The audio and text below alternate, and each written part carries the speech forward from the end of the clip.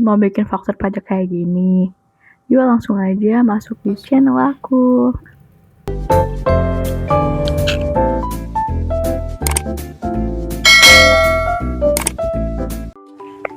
Oke, yang pertama kita buka Cortex-nya, lalu kita login dulu ke Cortex-nya. Lalu yang kedua itu kita pilih perusahaan yang akan kita buat faktur pajaknya. Yang ketiga pilih faktur. Kliknya di bagian e-faktur, lalu pilih pajak keluaran.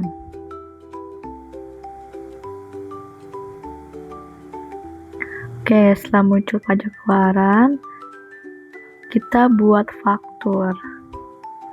Nah, di sini kita langsung buat faktur aja. Kita isi dulu pembeli yang akan kita buat faktur pajaknya. Kita isi detail dari kode transaksi, lalu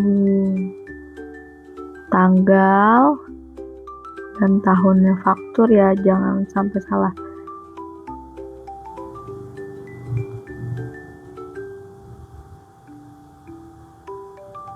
Ya, tanggalnya.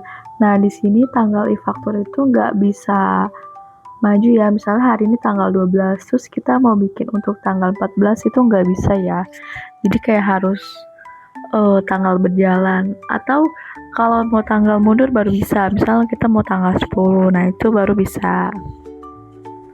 Oke, nextnya itu kita isi NPWP. NPWP-nya jangan lupa NPWP pembeli.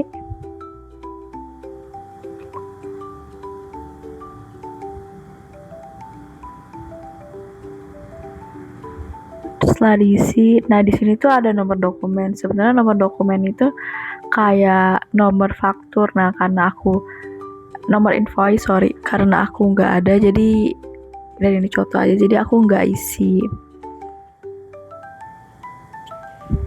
Nah, ini udah diisi, lalu tambah transaksi. Lah, di sini tuh tambah transaksinya tuh kita bisa pilih mau barang atau jasa. Nah, di sini contoh aku itu adalah jasa. Jangan lupa harga satuannya, namanya. Di sini aku contohnya namanya jasa aja. Terus harga satuannya. Oke, selanjutnya itu ada kuantitas. Nah, kalau kodenya 0010 itu DPP lainnya nggak bisa diklik. Oke, kalau kodenya 020 DPP nilai lainnya bisa diklik. Nanti perhitungannya aku taruh di akhir video ya, gimana cara dapetin nilai DPP nilai akhir. Nah, ini langsung simpan aja, lalu simpan konsep. Lalu upload faktur. Nah, di sini jangan lupa masukin kata sandi pas fase. Udah simpan dan berhasil. Kita klik lagi pajak keluaran yang tadi yang udah kita buat dan udah kita simpen.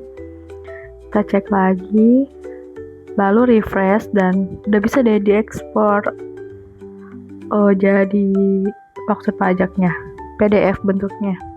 Nah, ini dia PDF bentuk faktur pajak yang udah tadi kita bikin. Gimana? Gampang kan? Nah, di sini aku kasih tahu cara menghitung DPP yang tadi aku bilang. Yang pertama-tama itu kita harus tahu total yang mau kita cari DPP-nya itu berapa. Di sini tuh ada rumus DPP, itu harga total dibagi 111 dikali 100.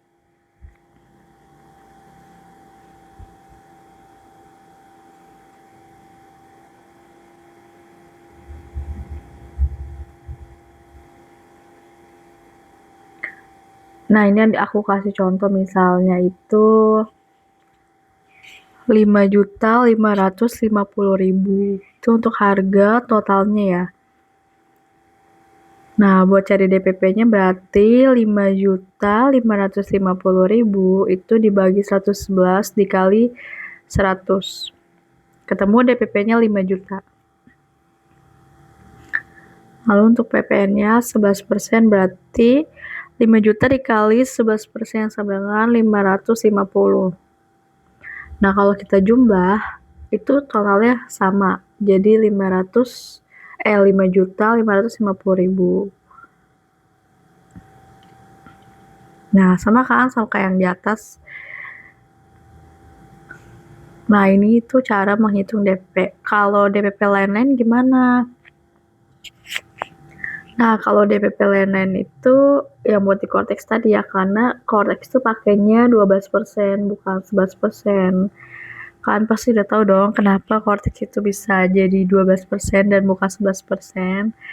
Nah, ini aku sekarang kasih tahu bagaimana sih perhitungannya untuk mencari DPP nilai lain-lain.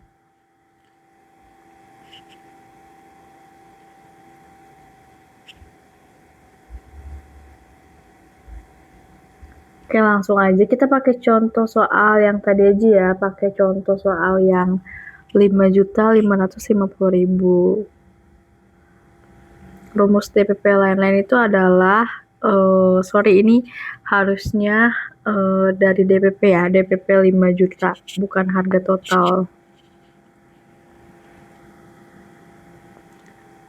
Nah, ini adalah misalnya pakai soal yang tadi. Jadi 5 juta dikali, harusnya 5 juta ya, dikali 12%. Oke, rumusnya itu DPP nilai lain itu dari DPP dikali 11/12. Jadi DPP yang tadi 5 juta itu dikali 11/12 maka ketemu hasilnya 4.583.333. Nah, kita kaliin deh 12%, jadi ketemu angkanya 550.000. Sama kan? Oke. Nah, di sini ada ringkasan cara buat faktor pajak.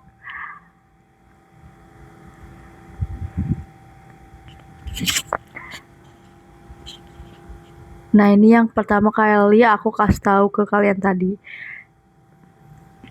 Kalau kalian lupa, kalian bisa langsung buka ke bagian ini, tapi terus balik lagi ke bagian yang tadi untuk ngeliatin step-stepnya.